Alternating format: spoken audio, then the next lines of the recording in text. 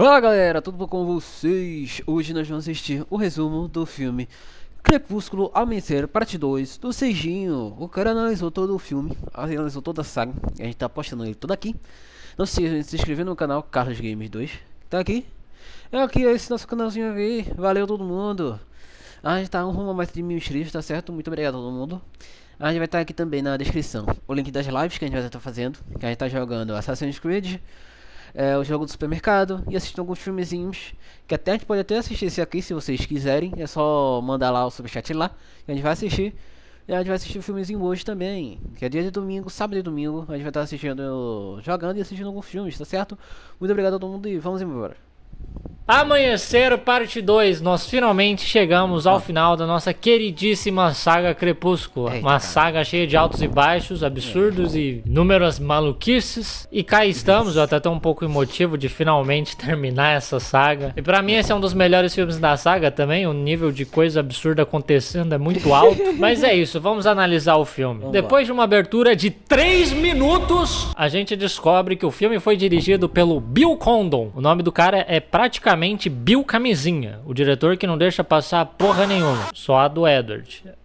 Tanto que a Bella engravidou. Mas com o nome desses a gente já espera que não vai ter nenhum furo de roteiro e mais nenhum furo em preservativos, porque se nascer mais uma criança de computação gráfica eu vou ter um troço. Aí o filme começa com a ressurreição da Bella, que agora é uma vampira, mostrando que a vida é bela.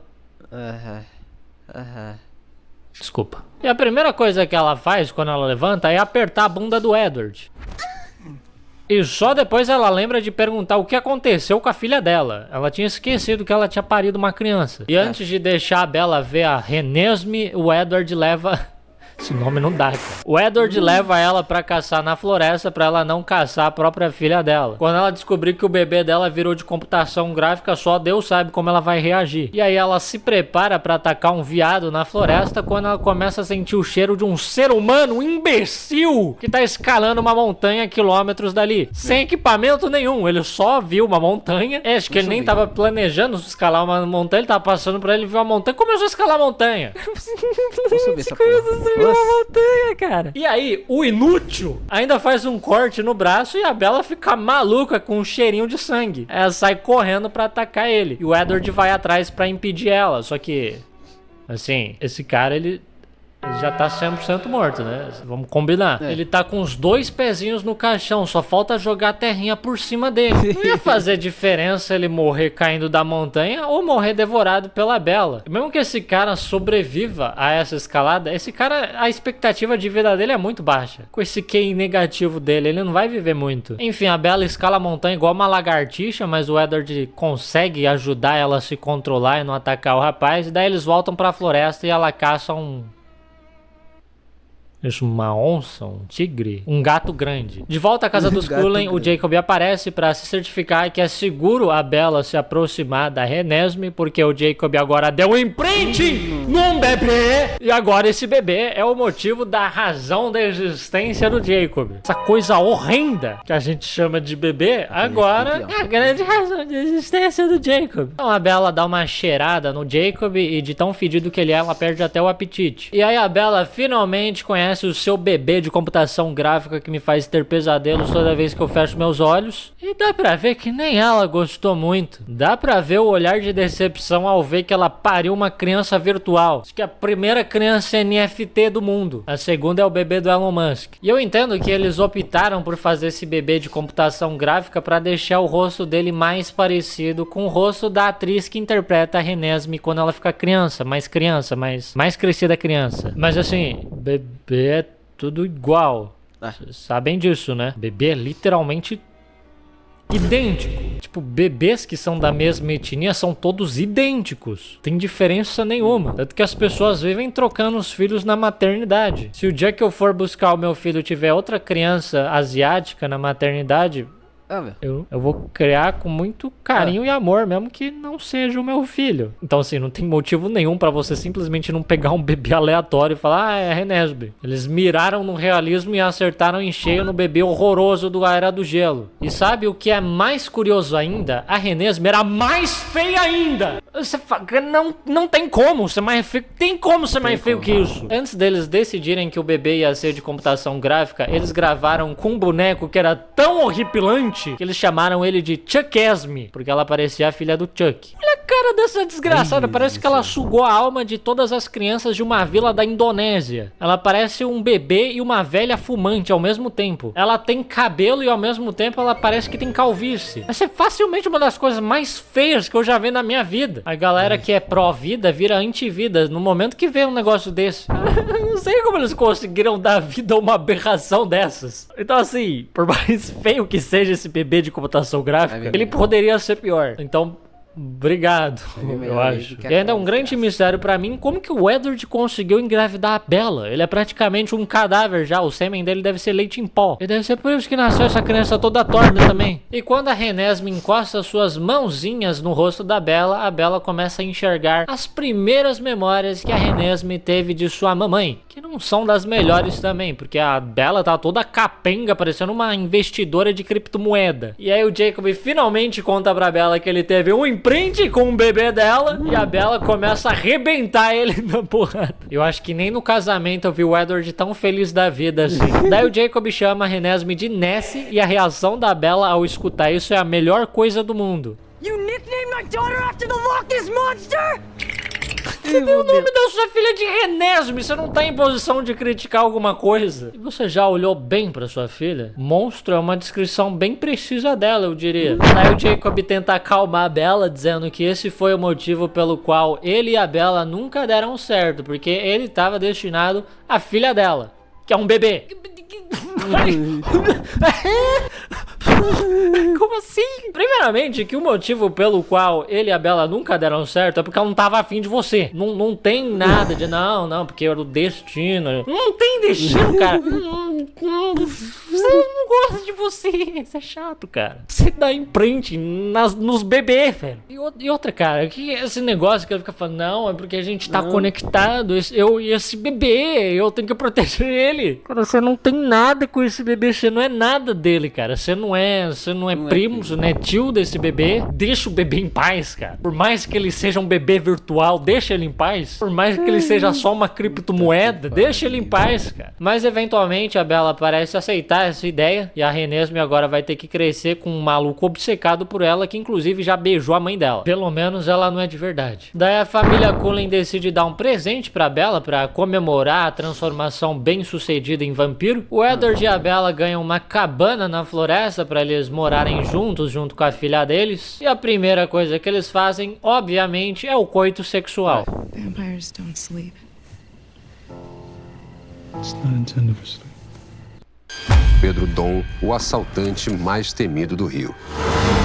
Você é malandro, hein? Eu só fico imaginando as crianças de 12 anos indo assistir esse filme nos cinemas com as suas mães, o quão constrangedor deve ter sido. Se você foi uma dessas pessoas aí que foi assistir com a sua mãe, me diga como foi a experiência. Daí eles fazem a maior algazarra e a Bella diz que ela jamais vai conseguir parar de realizar o coito sexual, porque eles não ficam cansados, eles não ficam com sede, eles não ficam com fome, mas isso tudo é anulado pelo fato que eles têm uma criança pequena pra cuidar. Você sabe disso, né, Bella? Parece que a Bella às vezes simplesmente esquece que tem um ser humano, que eu não sei se pode ser chamado de ser humano, que depende dela agora. No dia seguinte, a Bella fica sabendo que o pai dela, o Charlie, está morrendo de preocupações com a filha, porque ele não teve notícia nenhuma ainda dela. Mas agora que ela virou vampira, eles vão ter que contar pro Charlie que ela morreu, porque se os Volturi ficarem sabendo que algum humano sabe dos segredos dos vampiros, eles vão ter que matar o Charlie. E aí eles também precisariam se mudar dali pra não correr o risco de ninguém ver a Bella viva ainda andando por aí. Mas Eles não pararam pra pensar o quão suspeito isso iria parecer pro Charlie, que inclusive é um policial! A filha do cara simplesmente morre na lua de mel sob circunstâncias extremamente suspeitas, e aí logo em seguida a família do cara simplesmente desaparece de lá. A filosofia dos Cullen sempre foi se manter desapercebido, sem chamar nenhuma atenção, sem levantar nenhuma suspeita. Mas esse plano deles de simplesmente desaparecer, com certeza iria fazer com que o Charlie colocasse eles em todos os jornais do país. E aí sim, os Volturi iriam matar todo mundo, cara. Esse é o plano mais burro que eu já vi. E o Jacob, que não quer que os Cullen se mudem, porque ele não quer ficar longe do bebê NFT, vai até o Charlie e conta pra ele que a Bella tá viva, só que agora ela tá um pouco diferente. E pra ilustrar melhor o que ele tá tentando dizer, ele fica pelado na frente do Charlie e se transforma num grande cachorro. O Jacob já deu um beijo forçado na Bella, já deu um imprint na filha dela e agora mostrou a rola pro pai dela. Pelo bem da família Swan, eu espero que ele nunca encontre a mãe da Bella. Deixa essa família em paz, cara. O que eles fizeram pra você? Daí o Charlie vai ver a Bella e ninguém conta pra ele que ela virou uma vampira, né? Eles só falam que ela tá um pouquinho diferente agora. E ele nem percebe tanta diferença assim, porque ela sempre teve cara de morta, essa menina. E ele também conhece o bebê NFT, que eles inventam que é uma sobrinha do Edward que eles adotaram. Seria mais convincente dizer que ela foi concebida por uma impressora 3D. Pouco tempo se passa e a Renesmee cresce pra caramba num ritmo muito acelerado. E incrivelmente ela continua uma aberração, tal qual uma NFT, ela só fica cada vez mais deprimente. E num dia, brincando na neve, a Renesmee é vista pela Irina, que é uma prima dos Cullen. E ela obviamente fica aterrorizada com o tamanho aberração da natureza que é a Renesmee. E ela corre até os Volturi pra denunciar que os Cullen têm uma criança de computação gráfica. Puta X9 essa mulher, cara, ela não é prima deles? E na hora Alice já tem uma visão do futuro, prevendo a chegada dos Volturi, querendo matar toda a família Cullen por causa da Renesmee. Sinceramente, eles merecem mesmo. Daí o Edward explica que a Irina provavelmente achou que a Renesmee era uma criança imortal. Deus me livre esse negócio ser imortal! Mas enfim, as crianças imortais eram crianças humanas normais que eram transformadas em vampiros. E essas crianças tinham uma sede de sangue incontrolável e elas tacavam terror, matavam muita gente, dizimavam vilas inteiras. Mas olha que coisa mais linda eles de casaquinho. Por isso que os vampiros baniram isso, eles consideram um crime hediondo você transformar uma criança num vampiro. Uma criança NFT, tudo bem. Então Carlinhos decide usar a sua grande rede de contatos para conseguir várias testemunhas que possam confirmar que a Renesmee não é uma criança imortal, ela só é muito feia. Mas um pouco antes dos Cullen partirem nessa jornada, a Alice e o Jasper simplesmente picam a mula, desaparecem de um dia pro outro, deixando um recado de se vira aí. Eles não entendem nada, mas eles partem pra jornada deles mesmo assim. E eu não sei por que eles não vão a pé, sendo que eles são mais rápidos a pé e eles estão lutando contra o tempo pra salvar a família deles. E obviamente que todo vampiro se assusta ao se deparar com essa criança horrorosa que tem um filtro de face app aplicado no rosto dela o tempo todo. Mas convenientemente a Renesmee tem o poder de compartilhar as suas memórias ao tocar numa pessoa, e todo mundo é convencido de que fato ela foi parida pela Bella e não pelo próprio Beelzebub. E aos poucos eles vão conseguindo aliados para testemunhar a favor deles, enquanto o Aro também avança em direção a eles, matando qualquer um que possa se aliar ao Carlinhos. Inclusive eles matam um vampiro japonês. Já não tinha muita diversidade étnica nessa saga, agora tem menos ainda. Tinha um vampiro negro, ele morreu. Tinha um vampiro japonês, já era. Depois de resolver o rolê com a Renesmee, a pauta da semana que vem dos Volturi vai ser a representatividade no mundo dos vampiros. Daí a Bella descobre que o poder dela é o escudo. Ela consegue anular o poder dos outros vampiros. Mas se é tão bom assim, como que ela engravidou então? As sementinhas do Edward ela não anulou. Daí ela começa a treinar para conseguir projetar esse escudo nos outros e proteger os seus aliados. E o Edward é feito de cobaia. Ele fica levando choque até ela aprender como que faz isso. E é muito bonita a forma com que ele olha para sua esposa, com muita ternura e plena confiança de que a esposa dele vai conseguir proteger ele. De noite a Bella começa a ler um poema muito chato pra criança pra fazer a Renesmee dormir. Tipo, a Bella, ela gosta de literatura. Ah, vá, que ela gosta de literatura, né? Até pá, não. Sério que a Bella gosta de literatura? Nossa, que inovador. Mas enfim, a Bella gosta de literatura. Esse é tipo um poema que ela gosta, ela estuda. Não é pra criança. Criança nem gosta disso. Criança gosta de história que tem arma de fogo e carro tunado. E a Renesmee fica tão frustrada que ela até vira uma criança de verdade, provavelmente só pra conseguir cagar na cabeça da Bella. Mas finalmente, cara, essa criança parou de ser computação gráfica, demorou demais. E a Bella encontra uma mensagem escondida da Alice dentro do livro do qual ela arrancou a página pra escrever o recadinho dela de tchau. porque essa mensagem era algo que só a Bella poderia ver, já que ela é imune aos poderes de ler mente do Aro. Então a Bella deixa a Renesmee junto com o Charlie e o Jacob, e o Charlie nem se importa que a Renesmee cresceu 10 anos da noite pro dia e agora ela não é mais de computação gráfica, e a Bella vai atrás de um tal de Jay Jenks, que é o contato que a Alice deixou pra ela. Ele é um falsificador de documentos que forjou um passaporte falso pro Jacob e pra Renesmee, pra ele fugir com a Renesmee caso dê merda com os Volturi. Só que assim, o nome do Jacob nesse passaporte falso é Jacob Wolf,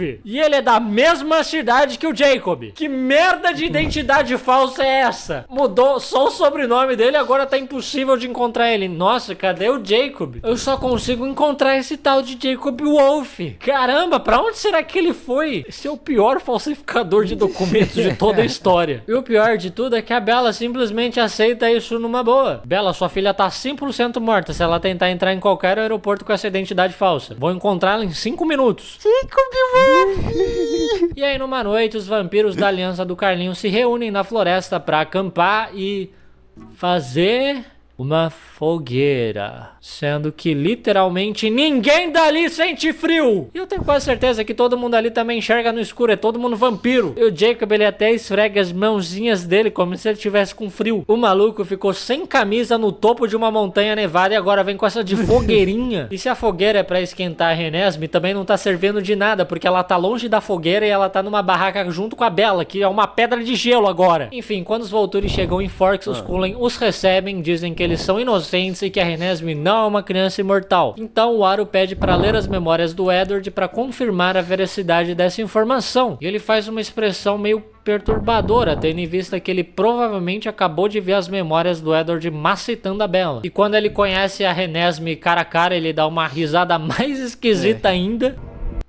Max tem muito mais a ver com você, que tem as estreias mais esperadas.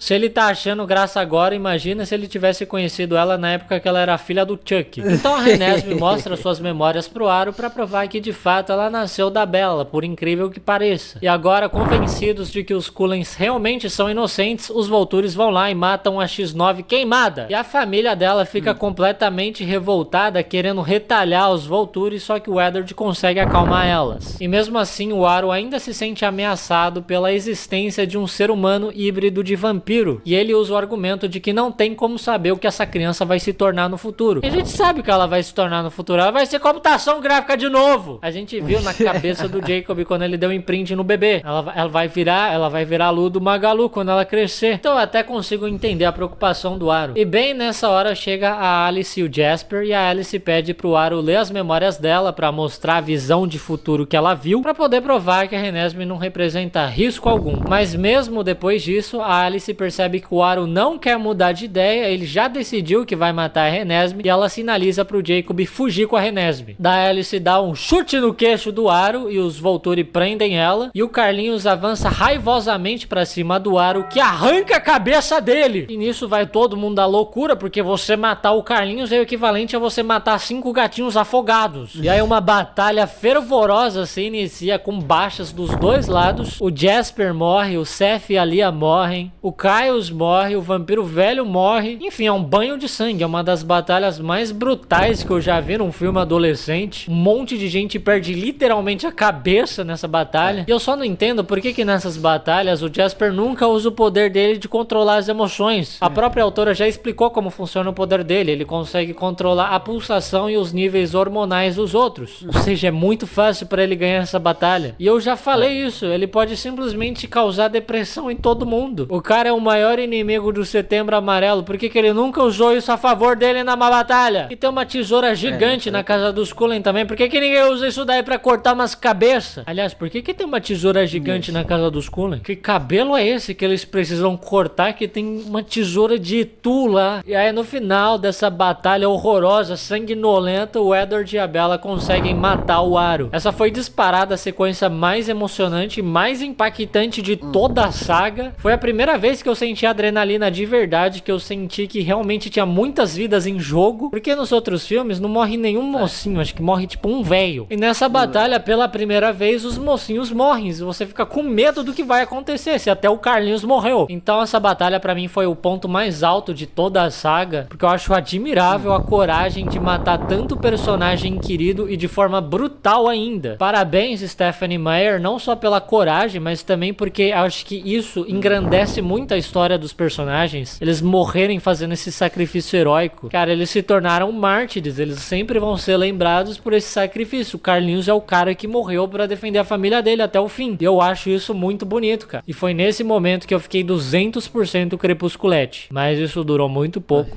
Porque nada disso é real! Nada disso aconteceu. Nada disso aconteceu. Era tudo parte da visão do futuro da Alice que ela tava compartilhando com o Aro. Era tudo uma fanfic da Alice. O Aro ainda tá com a cabeça dele, o Jasper não morreu sendo um completo inútil na batalha. Nada disso não teve. Não aconteceu. Nada disso aconteceu, galera. Pode ficar tranquilo. Eu retiro tudo que eu disse. Devolve meus elogios, eu retiro. Eu nunca me senti tão traído assim. Acho que a única descoberta que me machucou mais do que essa foi quando eu descobri que 365 dias existe mesmo. Não foi um sonho que eu tive. Eu queria que os Volturi tivessem tudo sendo massacrado nessa batalha. Eu teria adorado. Enfim, o Aro fica com anos na mão depois de ver esse futuro em que ele é decapitado e começa a recalcular sua rota. E a Alice também trouxe um rapaz que é meio vampiro e meio brasileiro pra provar que eles são gente do bem e que eles podem se alimentar tanto de sangue como de comida humana normal. Só que, assim, a gente já sabia disso, né? Ou a Renesmee não comeu nada até hoje. A gente sabe, né? O que ela pode comer ou não pode comer, né? Crepúsculo. O que a Renesmee tava comendo até hoje, hein? Crepúsculo. Vocês estavam alimentando a menina com uma bateria de carro? Crepúsculo. Eu não entendi porque a informação que esse rapaz trouxe tá sendo tratada como uma informação nova. Uma informação reveladora, revolucionária. Tá todo mundo assim, ela pode comer comida de gente normal e sangue também? Bom saber. E aí o Aro consegue o argumento perfeito dele pra deixar a batalha e fala, nossa, gente, não, tá tudo bem, então vamos embora, né? O que a gente vai fazer aqui? E no final do dia, o Brasil simplesmente salvou a vida de uma criança NFT. Esse cara nem é brasileiro, cara. Então os Volturi vão pra casa, todo mundo comemora, e a Alice começa a enxergar o futuro dessa linda família tradicional composta por 2 pais vampiros, uma criança de computação gráfica e o cara que deu imprint num bebê. Não tem como não torcer pelo bem dessa família. Daí no finalzinho do filme a Bella aprende a desativar o poder de escudo dela e o Eddard consegue pela primeira vez ler os pensamentos dela. E aí vem a cena que faz todo mundo chorar, porque começa a passar um flashback, começa a passar toda a trajetória deles desde o primeiro filme, e eu posso ter ou não marejado os olhos assistindo isso. Chorado igual uma garota de 12 anos que foi no cinema assistir Crepúsculo com a mãe dela que tá puta que teve um monte de cena de sexo. E é assim que termina Crepúsculo, a grande saga Crepúsculo. E o meu veredito final pra essa saga é que ela é simplesmente maravilhosa. Mesmo que tenha muitas galhofas, coisas muito esquisitas, questionáveis, coisas engraçadas que não eram pra ser engraçadas. Chegou no final e eu tava emocionado, cara, vendo todo o flashback ali, a trajetória deles. Eu tava emocionado vendo isso. Pra mim essa saga é muito boa sim, mas você gostando ou não de Crepúsculo, você tem que admitir que depois de Crepúsculo não teve nenhuma saga adolescente que conseguiu o que Crepúsculo fez. Acho que só Jogos Vorazes que chegou perto, mas mesmo assim não conseguiu os mesmos números que... Não se esqueça de se inscrever no canal, dar like no vídeo, tá certo? Estamos indo a uns 1000 inscritos, então valeu a todo mundo e vamos embora.